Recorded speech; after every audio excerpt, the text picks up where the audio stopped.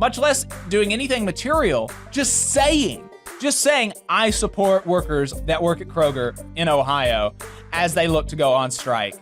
He can't even do that. Which side are you on? Which side are you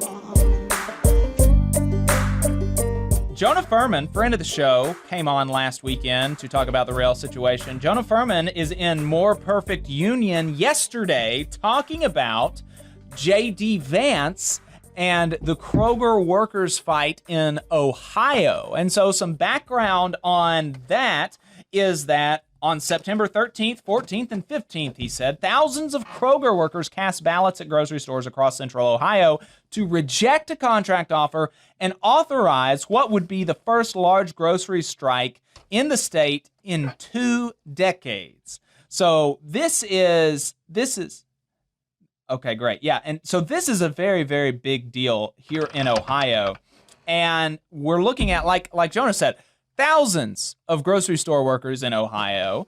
And this is the third contract offer that they've rejected in 2 months. So they are really kind of dead set on fighting this proposal from Kroger, from the company. And you would think that J.D. Vance, with his platform as being, I'm fighting for, quote, the white working class, which is something that he's really concerned about. There are a lot of white workers in addition to black and brown and women working at Kroger, but there are a lot of white workers working at Kroger. You would think that in his state, thousands of people, some of whom are white, if that matters, are going on strike. You would think that would be something that he would be willing to comment on, but he has refused to. He's refused to tweet about it. He's refused to release a statement. He's refused to reply to reporters who are asking him about it. And so this is yet another example in countless examples of these right-wing politicians who claim to be populist, refusing to fight for working people, refusing to even say that they support working people, much less using any power culturally or otherwise that they might have to fight for them, much less doing anything material, just saying, I support workers that work at Kroger in Ohio as they look to go on strike. He can't even do that. Right. I mean, well, to issue such a statement might upset his donors. Right. And it might upset the true oligarchs that he represents. And I think you're right. I know we're about to bring Mel in, so I'll keep this short, but I think you're right that it's specifically geared towards white working class people. And when they talk about this working class populism, they're talking about a subset of white, culturally conservative people. And that's what they mean. When they say working class, it's almost like a shorthand for, normal white guys who don't like the queers and all that stuff. Well, but that's even then, they're not actually interested in fighting for them economically. Oh no, absolutely not. They just want to appeal to their cultural grievances, right? That they themselves help create, right? Because those don't come.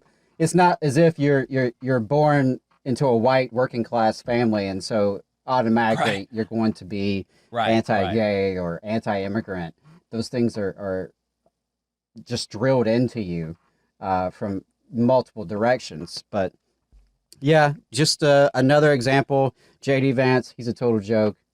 And it's worth pointing out, as Jonah does in his article, that Democrat Tim Ryan, who we can have issues with, is campaigning for Senate as a pro-worker, pro-labor candidate. And in a statement provided to More Perfect Union, Ryan took the Kroger workers' side in the struggle. Good. Quoting from Tim Ryan. Pleasantly surprised. Yeah. Well, I'm not. He's been a pretty pro-union guy, even if he's, there are some other things that he's kind of weird on. But he says, quote, throughout the pandemic, Ohio's grocery workers have risked their lives to keep our stores open, shelves stocked, and neighbors fed. I stand with these essential workers in their fight for a contract that honors their hard work, including fair wages and fair health care benefits.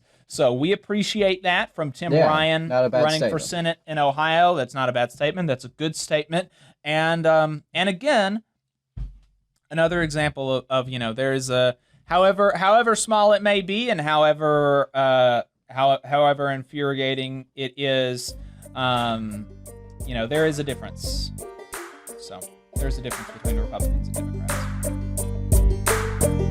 You just saw a clip from the Valley Labor Report. We are live every Saturday morning from 9:30 a.m. till 12:30 p.m. And we pride ourselves on keeping all of our content free to everybody so that we can talk to as many working folks as possible. If you support the work that we're doing, you think that it's important, you think that it's good, then consider making a monthly contribution to the project, and you can do that on our website, tvlr.fm.